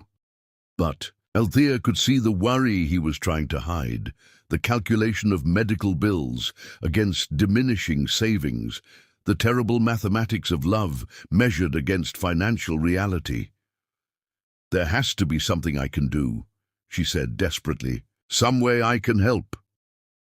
"You've done enough," Tommy replied firmly. "More than enough. You've let me be part of this, part of Serenity's first weeks. That's a gift I can never repay." As Serenity stirred in her sleep, making the soft sounds that preceded waking, Althea found herself making a decision that would change everything. "I want you to stay," she said quietly. "Not just tonight, not just until Ben gets tired of fighting about it. I want you to be part of our lives, part of Serenity's life." Tommy's breath caught. "Althea, you don't understand what you're saying. The complications that would create, the danger." "I understand perfectly," she interrupted, her voice gaining strength. "I understand that my daughter deserves to grow up knowing what real love looks like. I understand that I deserve better than a man who leaves me in storms and treats our child like an inconvenience. And I understand that sometimes the most important family isn't the one you're born into, but the one you choose." The words hung between them like a bridge spanning an impossible distance, and Althea realized she'd just declared war on everything Ben thought he controlled. But as she watched Tommy's expression transform from concern to hope to something that looked remarkably like love, she knew she'd finally found the courage to fight for what mattered. Outside the penthouse windows, the city sparkled with millions of lights, each one representing a life, a choice, a chance for happiness. And inside, 3 hearts beat in careful rhythm, creating a new definition of family that had nothing to do with law or money or obligation, and everything to do with the quiet miracle of choosing to love. Chapter 9. The Final Storm. The most dangerous predators are those who smile while they sharpen their claws. The morning arrived with deceptive peace, sunlight streaming through the penthouse windows like a blessing as Althea fed Serenity her breakfast bottle. At 8 weeks old, her daughter had developed a personality that was both determined and gentle. She knew what she wanted and made her needs known, but she also possessed an almost supernatural ability to sense the emotions of those around. Her settling into calmness when others were calm, growing fussy when tension filled the air. Today, Serenity seemed unusually alert, her dark eyes tracking movement with the intense focus of someone much older than her few weeks of life. It was as if she sensed that something important was about to happen, though Althea couldn't have said what gave her that impression. Ben had been unusually pleasant all week, almost jovial in a way that set Althea's nerves on edge. He'd brought her flowers on Tuesday, expensive white roses that looked beautiful but had no scent, and had even complimented her recovery, noting that she'd bounced back remarkably well from childbirth. The praise felt wrong somehow, calculated rather than genuine, but Althea had accepted it with the careful grace that had become second nature during their marriage. Tommy arrived at his usual time, ostensibly to continue the increasingly elaborate process of collecting his personal belongings from the security office. Ben had stopped commenting on his presence, which should have been reassuring, but instead felt ominous, like the eye of a hurricane where everything seems calm before the destruction resumes. "Good morning, beautiful girls," Tommy said softly as he entered the sunroom where Althea was feeding Serenity. The baby immediately turned toward his voice, her entire face lighting up with what could only be described as joy. "She knows your voice," Althea observed, warmth flooding her chest as she watched her daughter's reaction to Tommy's presence. "Look how excited she gets when you arrive." Tommy settled into the chair beside them, his expression soft with affection as he watched Serenity enthusiastically attack her bottle. Smart girl, she knows who her people are. The casual possessiveness in his tone made Althea's heart skip. Over the past weeks, they'd grown into an easy domestic rhythm that felt more natural than anything she'd experienced with Ben. Tommy knew Serenity's schedule by heart, could read her moods with supernatural accuracy, and seemed to anticipate both mother and baby's needs with intuitive precision. "Tommy," Althea began, then paused as footsteps approached. But it wasn't Ben's confident stride. These were softer, more hesitant. Mrs. Patterson appeared in the doorway, her usually composed expression troubled. "Mrs. Shelton, I'm sorry to interrupt, but I need to speak with you privately." Something in the older woman's tone set off alarm bells in Althea's mind. Mrs. Patterson had been nothing but professional and kind during her employment, but now she looked uncomfortable, almost guilty. "Of course," Althea replied, transferring Serenity to Tommy's waiting arms. "What is it?" Mrs. Patterson glanced nervously at Tommy, then back at Althea. "Perhaps we could speak in the nursery." The walk down the hallway felt endless, dread building in Althea's chest like storm clouds gathering on the horizon. Mrs. Patterson closed the nursery door behind them and turned to face Althea with obvious reluctance. "I'm giving my notice," she said without preamble. "I'll be leaving at the end of the week." Althea blinked in surprise. "Has something happened? If there's a problem with your salary or duties—" "No, ma'am. Nothing like that." Mrs. Patterson twisted her hands together, clearly struggling with whatever she needed to say. "Mrs. Shelton, I need to tell you something, and I pray you'll forgive me for not speaking up sooner." The older woman's distress was palpable, and Althea felt ice beginning to form in her veins. "What is it?" "Your husband has been recording your conversations with Mr. Paul," Mrs. Patterson said in a rush, as if the words burned her tongue. "He installed listening devices throughout the penthouse while you were in the hospital. He's been documenting every interaction, every moment of closeness between you and that young man." The revelation hit Althea like a physical blow, leaving her gasping and lightheaded. "Recording us." "I saw him installing the equipment," Mrs. Patterson continued, tears beginning to flow down her cheeks. "I should have warned you immediately, but he threatened my job, my references. My husband is ill, Mrs. Shelton, and we need my income for his medical care. But I can't stand by and watch what he's planning." "What's he planning?" Althea's voice came out as barely a whisper. Mrs. Patterson's face crumpled. "He's building a case for custody. He has recordings of you saying you want Mr. Paul to be part of Serenity's life. Conversations about choosing your family, moments where your feelings for each other have been obvious. He's going to use it all to prove you're an unfit mother." The room seemed to tilt sideways, and Althea had to grab the edge of the crib to keep from falling. Ben had been systematically documenting her growing feelings for Tommy, collecting evidence like a prosecutor, building a case for the death penalty. "He can't," she whispered. He can't take Serenity away from me. He's planning to divorce you for adultery and abandonment, Mrs. Patterson continued, her voice thick with sympathy.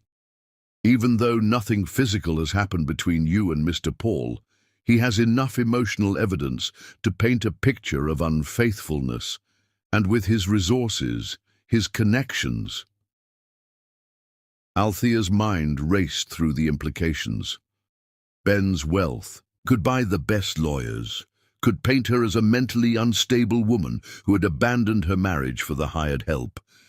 In custody cases, mothers didn't automatically win, especially when facing a man with unlimited resources and no scruples. About using them, when? Althea managed to ask. Monday morning, I overheard him on the phone with his lawyer yesterday confirming the timeline. The papers are already prepared. He's arranged for private security to escort you from the building, and he's filed for emergency custody based on your alleged emotional instability following childbirth. 4 days. Althea had 4 days before Ben destroyed everything she'd fought to build, before he took Serenity away and relegated her to supervised visits with her own daughter. Mrs. Patterson, Althea said, surprising herself with the steadiness of her voice. Thank you for telling me. I know what it cost you. The older woman nodded, wiping her tears. That baby deserves better than to be used as a weapon, and you deserve the chance to protect yourself.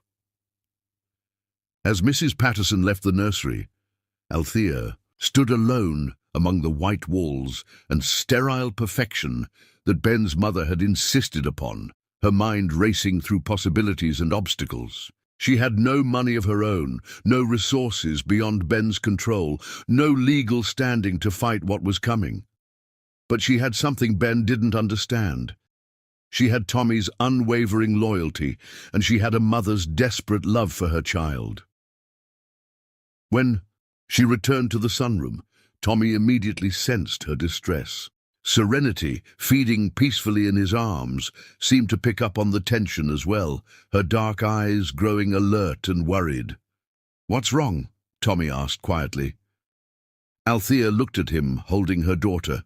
This man who had risked everything to protect them, who had given them both more love in 8 weeks than Ben had offered in 3 years of marriage. She thought about the recordings Ben had made, the evidence he'd collected of their growing feelings for each other, the trap he'd so carefully constructed.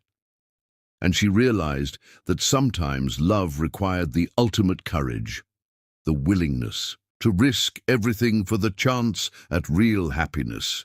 "Tommy," she said, her voice steady despite the magnitude of what she was about to propose. "How do you feel about taking a very dangerous gamble on the future?" His eyes met hers across the sunroom, and she saw understanding dawn in their depths. Whatever was coming, they would face it together.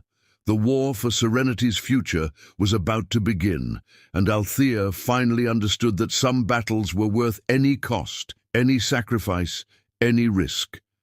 Outside the penthouse windows, storm clouds were gathering again, but this time Althea wasn't afraid of the lightning. Chapter 10. Love conquers all. True love doesn't just endure the storm, it learns to dance in the rain. The revelation of Ben's surveillance should have felt like defeat, but as Althea sat in the sunroom with Tommy and Serenity, she experienced something unexpected: clarity.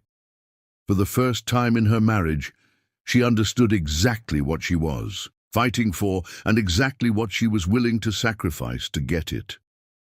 "We need to leave," she said quietly, watching Serenity sleep peacefully in Tommy's arms. "All of us, tonight." Tommy's expression grew carefully neutral. "Althea, if you run, Ben will use it against you in court. He'll claim you're unstable, that you've kidnapped his daughter." "He's going to claim that anyway," Althea interrupted. "Mrs. Patterson heard him talking to his lawyers. The custody papers are already prepared. By Monday morning, Serenity will be in his sole custody, and I'll be fighting for supervised visits. with my own daughter. The weight of Ben's calculated cruelty settled between them like a toxic cloud. Tommy's jaw tightened as he processed the implications, his protective instincts warring with his understanding of legal realities. "There has to be another way," he said finally. "Some legal recourse. With what money? What lawyers? What evidence?" Althea's voice remained calm, but her eyes blazed with determination. "Ben controls everything. My bank accounts, my credit cards, even my medical records. He's been planning this for weeks, maybe months. The only advantage we have is that we know what's coming." Serenity stirred in Tommy's arms, making the soft, mewling sounds that meant she was waking up. As her dark eyes opened and focused on the adults above her, Althea felt a surge of fierce protectiveness that burned away any remaining doubt. "I won't let him use her as a weapon," she said firmly, "and I won't let him destroy what we've built together." Tommy's eyes met hers across their sleeping daughter, because that's what Serenity had become in all the ways that mattered, theirs. "Where would we go?" "I have an idea," Althea replied. "But first, there's something you need to know about me, something I've never told anyone, not even Ben." Tommy waited with the patience that had become one of his most endearing qualities, ready to listen, without judgment, whatever she needed to confess. "My grandmother didn't just raise me," Althea began. "She left me something when she died, a trust fund that Ben doesn't know about, set up by my grandfather before I was born. It's not enormous, but it's enough to disappear with if we're smart about it." Hope flickered in Tommy's expression, followed immediately by concern. "If Ben doesn't know about it?" "He doesn't know because I never told him," Althea admitted.